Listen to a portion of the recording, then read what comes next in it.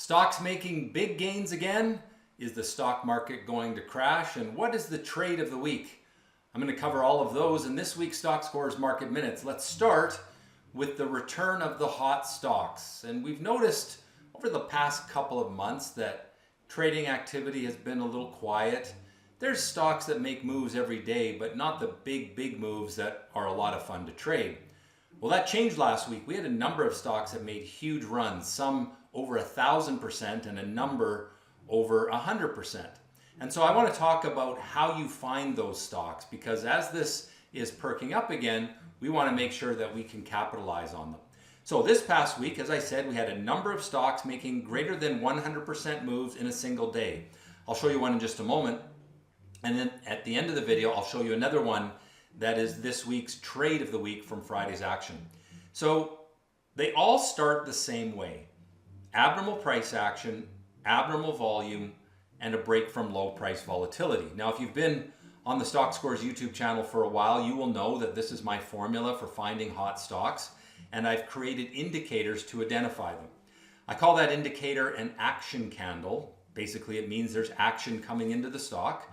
And so anywhere you see an orange dot, a pink dot on this chart, the yellow ones are abnormal price movement, but not abnormal volume. The orange dots are abnormal price movement and abnormal volume. And what we find is that strong upward trends start with these action candles. And so if you look right back here on TDIC, it was boring, low volatility, nothing going on. And then you had the surprise break with increasing volume, breaking from that low price volatility. So the reason I created this indicator is because unless I'm watching this stock, I have no way to know what stocks are doing this.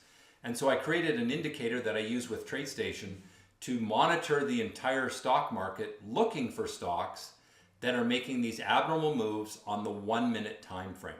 And I prefer to apply that to lower price stocks with relatively low shares in the float. In other words, a low number of shares available for the public to trade. And we look at those stocks when they trigger these action candles. I then go jump to the chart and say, is it breaking from a predictive pattern?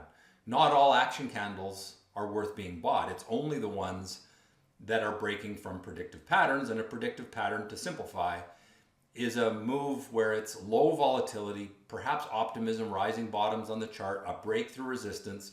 So a pattern like an ascending triangle, a pennant, a cup and handle. There's a few others that we look for. And so when you get these action candles breaking from low volatility on stocks that don't have a big float, they're lower priced, they're very liquid, trading very actively, you'll see those stocks make big gains. In our example here, Dreamland, TDIC moving from $5 to $35, or just about $35 in a single day. So that's a huge move, and that's the kind of thing we want to look for. I'm going to show you one more at the end of the video, but what I want to do now is just get into our normal market analysis. So we're going to jump to the Stockscores website. This is my website, and it's got lots of free tools, so I encourage you to check out stockscores.com.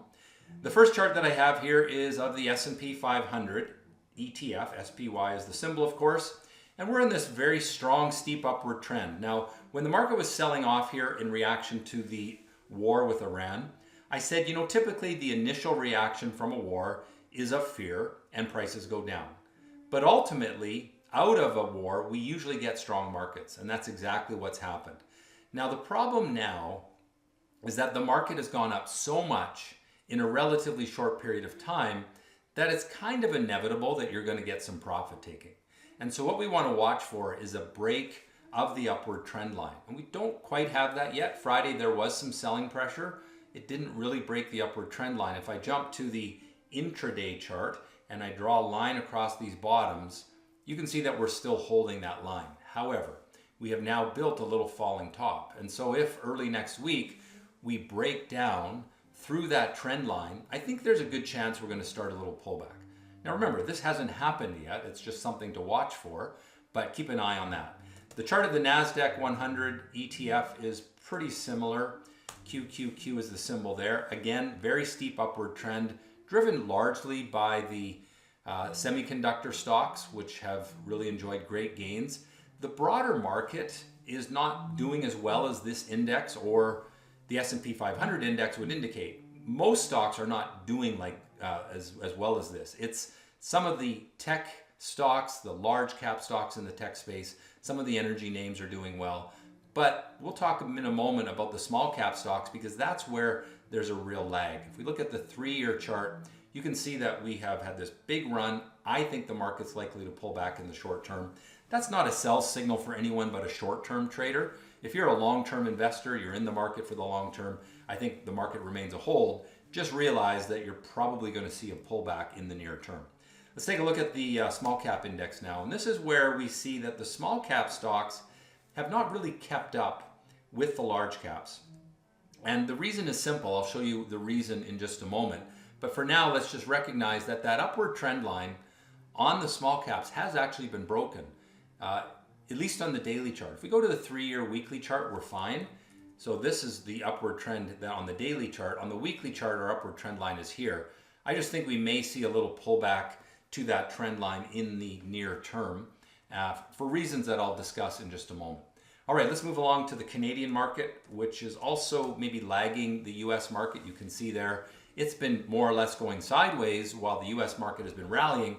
The Canadian market just doesn't have that concentration of large cap tech stocks. It's largely oil stocks, gold mining stocks in general, a lot more commodity based stocks, and then of course the big banks in Canada. The big banks have done very well, but the commodity area maybe a little softer, well, particularly the mining area, because it had a great run already. I'll talk about that in just a moment.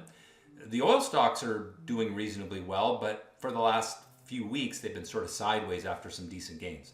Now let's take a look at gold and oil. So GLD is gold, and there you see the parabolic trend that we had in gold. This is called a bursting bubble candle. We hit a new high, closed below the open with very abnormal volume.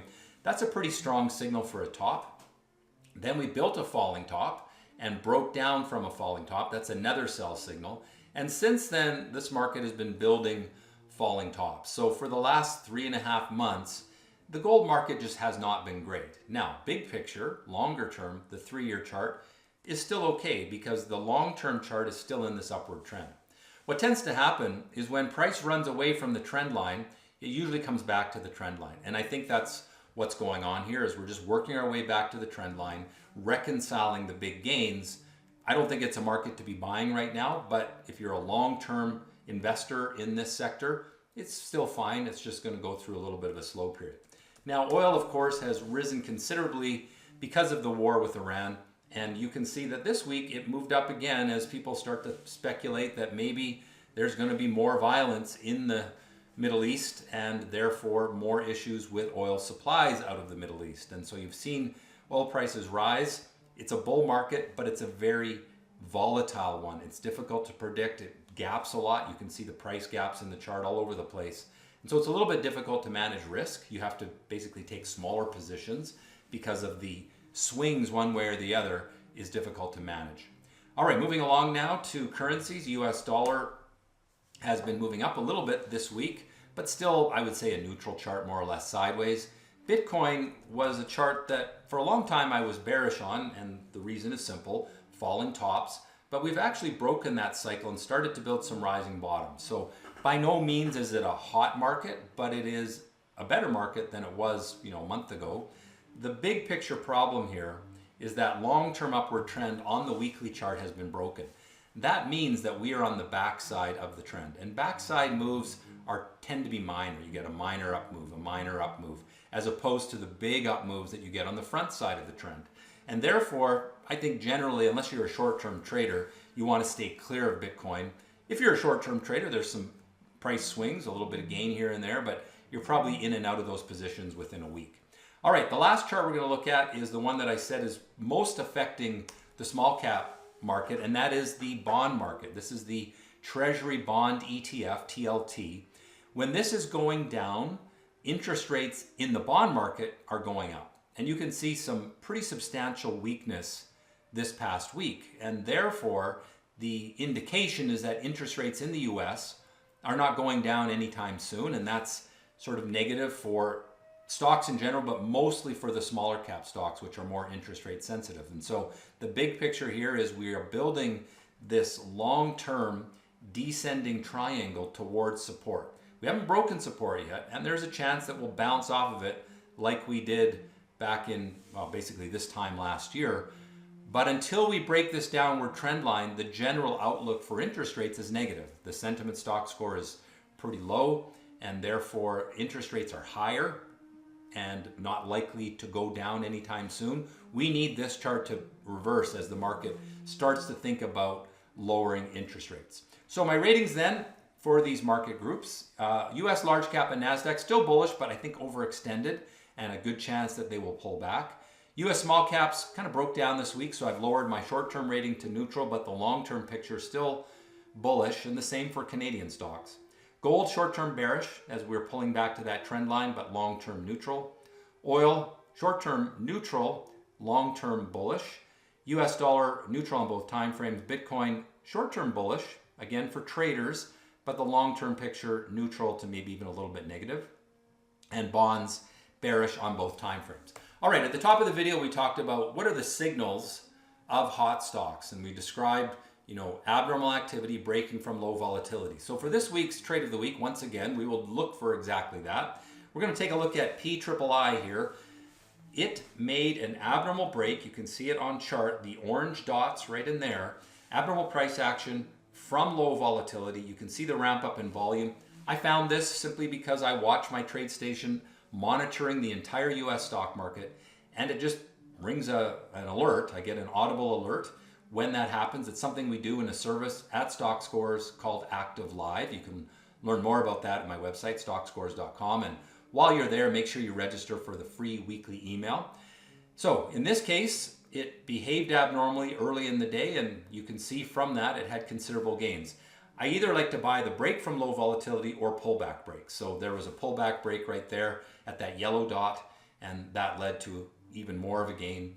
But here's a stock that started the day at around $5, $6, and by the middle of the day it had hit $14. So that's the kind of hot stocks that we love to see, and there was a number of them last week, which I think is encouraging for the day traders out there. I hope you've enjoyed this video. If so, do me a favor, click the like button. Leave a comment. Do you think the market's going to pull back next week? Sort of looks like it could, but there's no real strong signal of it. I'd love to hear your thoughts on that. As always, make sure you're subscribed to the channel and trade well.